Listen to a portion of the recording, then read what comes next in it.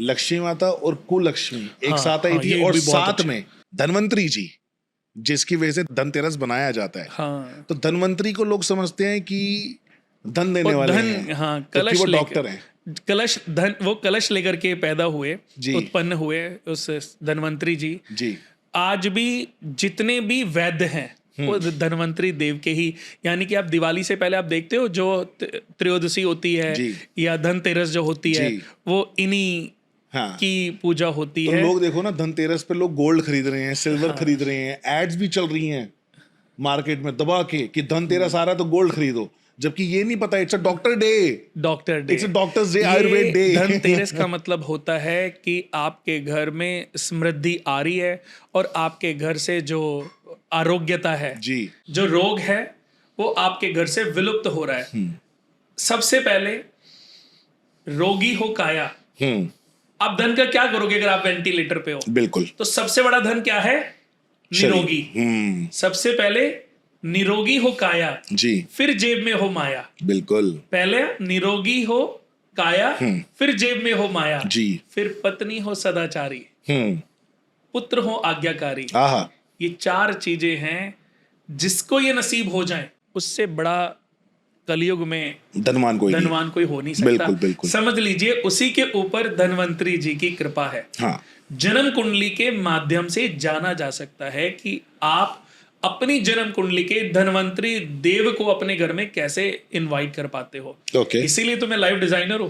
अच्छा। सबसे पहले आपको मैं बता दूं पारस जी कि मैंने अपनी कुंडली देखी, अपनी लाइफ को डिजाइन किया, अपनी लाइफ को उतना डिजाइन किया कि मुझे ये विश्वास हो, मुझे 30 इयर्स से भी ज्यादा हो गए एस्ट्रोलॉजी में। पहले 10 साल मैंने स्टडी की, फिर सारे एक्सपेरिमेंट अपने ऊपर किए, फिर मैंने देखा कि ज्योतिष काम करता है। क्योंकि मेरी लाइफ 6 महीने में, बिल्कुल समझ लो 0 से मैंने सेंट्रो खरीद ली, 6 महीने की लाइफ चेंज में। फिर मैंने लोगों को बताया, फिर लोगों की लाइफ ऐसे चेंज होने लगी, तो मुझे समझ आया कि ये काम करता है। बिल्कुल। 10 साल तो मैंने इसको प्रैक्टिकल किया, सीखा, फिर प्रैक्टिकल किया। जितनी भी ग्रोथ है मेरे जीवन की लास्ट 10-15 इयर्स की है। और इस धरती पे किसी एस्ट्रोलॉजर के लिए उस सपने को देख पाना भी बड़ा मुश्किल है। सिर्फ पैसा, फिर बात आती है कि पैसा सब कुछ नहीं है। बिल्कुल। उसके अलावा भी बहुत सारी चीजें हैं जो जीवन में महत्वपूर्ण है। पैसे का होना और उसका सुख भोगना, ये दोनों अलग अलग बातें हैं। बिल्कुल। तो धन्वंतरी देवता भी उसी समुद्र मंथन से उत्पन्न हुए जी। साथ में जब लक्ष्मी जी आई तो लक्ष्मी जी के साथ में कुलक्ष्मी का भी आगमन हुआ। जी। दरिद्रता भी उनको बोल सकते हैं। जी। अगर आप चाहते हो कि आपके घर से दरिद्रता हमेशा के लिए चली जाए, आप निरोगी रहें, आपके घर में कलेश खत्म हो जाए, कलेश गायब हो जाए, जीवन में सुख शांति, सुख समृद्धि और वैभव आपके घर में दिन दूनी रात चौगनी तरक्की करता रहे, तो मेरी ये बात सिर्फ आज नोट कर लेना और आप मेरी बात से सहमत होंगे। जरूर। हम धनतेरस को माँ लक्ष्मी की पूजा करते हैं, सिक्के लाते हैं। इसका कोई लॉजिक नहीं है, लेकिन फिर भी लोग ले आते हैं। छोटी दिवाली मनाते हैं, बड़ी दिवाली मनाते हैं। आप देखो सुबह से शाम हम खूब सारे गिफ्ट खरीद के लाएंगे, पटाखे लाएंगे, और रात तक हमारे घर में क्या बचता है? उल्टे सीधे कूड़ा, कबाड़, बॉक्सेस खाली पड़े, पन्नियां, डब्बे खाली पड़े, क्योंकि सब तो बच चुका, सब तो चला गया। बिल्कुल। अब सब खाली।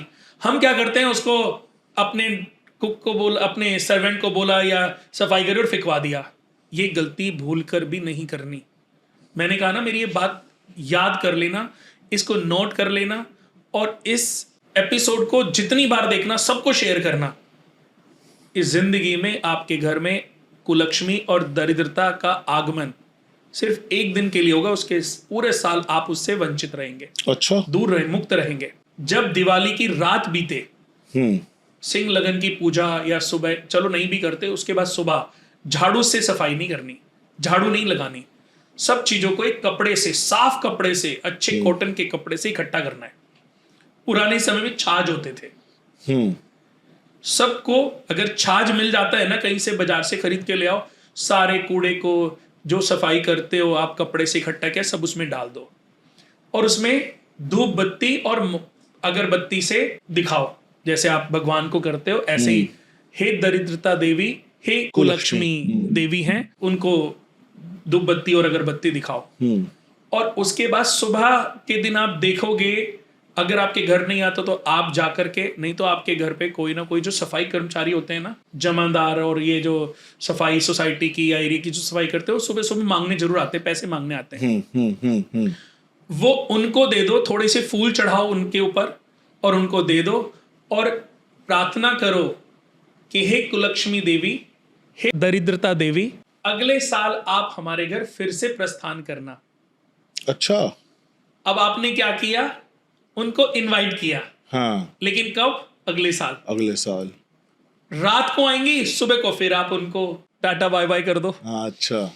पूरे साल आपके घर में दरिद्रता और कुलक्ष्मी का आगमन ही नहीं हो। और जो लोग बिना साफ सफाई के रहते हैं या जो अपना घर गंदा रखते हैं, उनके घर तो फिर 24 महीने रहती है, 12 महीने तो रहती है, कुलक्ष्मी। ग्रह क्लेश, लड़ाई।